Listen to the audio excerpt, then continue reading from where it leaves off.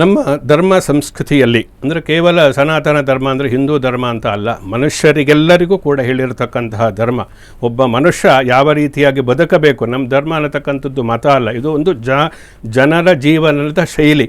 ಯಾವ ರೀತಿಯಾಗಿ ನಮ್ಮ ಜೀವನ ಶೈಲಿಯನ್ನು ನಾವು ಅಳವಡಿಸಿಕೊಂಡ್ರೆ ಮನುಷ್ಯನ ಜೀವನ ಸಾರ್ಥಕ ಆಗುತ್ತೆ, ಅದನ್ನು ಮಾಡತಕ್ಕಂಥದ್ದೇ, ಅಂತಹ ಆಚರಣೆಗಳನ್ನು ಅನುಸರಿಸ್ತಕ್ಕಂಥದ್ದೇ ನಮ್ಮ ಸನಾತನ ಧರ್ಮದ ಒಂದು ಹಿರಿಮೆ ಗರಿಮೆ ಅಂತ ಹೇಳ್ಬೋದು.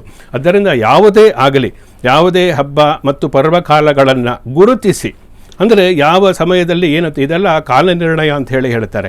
ಅಂದರೆ ಒಂದು ಗ್ರಹಣ ಯಾವ ಸಮಯದಲ್ಲಿ ಬರುತ್ತೆ ಅಂತ ಮೊದಲೇ ಹೇಳ್ತಾರೆ. ಈ ಆಧುನಿಕವಾದಂತಹ ವಿಜ್ಞಾನ ಸೂಚಿಸುವುದಕ್ಕೆ ಮೊದಲೇ ಗ್ರಹಣ ಯಾವ ಸಮಯದಲ್ಲಿ ಪ್ರಾರಂಭ ಆಗುತ್ತೆ, ಯಾವ ಸಮಯದಲ್ಲಿ ಮೋಕ್ಷ ಕಾಲ ಮುಗಿಯುತ್ತೆ ಅನ್ನತಕ್ಕಂಥದ್ದು ಮೊದಲೇ ಸೂಚಿಸ್ತಾರೆ. ಯಾವ ಸಮಯದಲ್ಲಿ ಯಾವ ಹಬ್ಬಗಳು ಬರುತ್ತೆ, ಯಾವ ಸಮಯದಲ್ಲಿ ಯಾವ ದಿವಸ ಸೂರ್ಯೋದಯ ಎಷ್ಟೊತ್ತಿಗೆ, ಸೂರ್ಯಾಸ್ತ ಎಷ್ಟೊತ್ತಿಗೆ ಅನ್ನತಕ್ಕಂಥ ಸೂಚಿಸ್ತಾರೆ.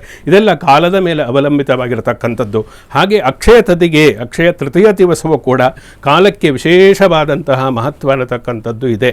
ಅಂದರೆ ಅಕ್ಷಯ ತದಿಗೆ ಯಾವ ಸಮಯದಲ್ಲಿ ಬಂದರೆ ಒಳ್ಳೆಯದು ನೋಡಿ. ಈ ಸಮಯದಲ್ಲಿ ಈಗ ನಾಳೆ ಸೋಮವಾರದ ದಿವಸ ರೋಹಿಣಿ ನಕ್ಷತ್ರ, ಪ್ರಾತಃ ಸೂರ್ಯೋದಯದಲ್ಲಿ ರೋಹಿಣಿ ನಕ್ಷತ್ರ ಇಲ್ಲದೇ ಇದ್ದರೂ ಕೂಡ ಅಕ್ಷಯ ತದಿಗೆ ಅಂತ ನಾವು ತೆಗೆದುಕೊಂಡಾಗ ಸೋಮವಾರ ಮತ್ತು ರೋಹಿಣಿ ನಕ್ಷತ್ರ ಯುಕ್ತವಾಗಿ ಬಂದಿರತಕ್ಕಂಥದ್ದು ತುಂಬ ಶ್ರೇಷ್ಠವಾಗಿರ್ತಕ್ಕಂಥದ್ದು. ಅಂದರೆ ಸೋಮವಾರದ ದಿವಸ ಏನು ಅಕ್ಷಯ ತದಿಗೆ ಇದೆ ಅದು ಎಷ್ಟೋ ವರ್ಷಕ್ಕೆ ಒಮ್ಮೆ ಬರತಕ್ಕಂಥದ್ದು. ಸೋಮವಾರ, ಬುಧವಾರ ರೋಹಿಣಿ ನಕ್ಷತ್ರಯುಕ್ತವಾದಂಥ ಅಕ್ಷಯ ತದಿಗೆ ಏನಿದೆ ಇದು ಅಕ್ಷಯವಾದಂತಹ ಪುಣ್ಯವನ್ನು ಕೊಡುತ್ತೆ ಅಂತ ಹೇಳಿದ್ದಾರೆ.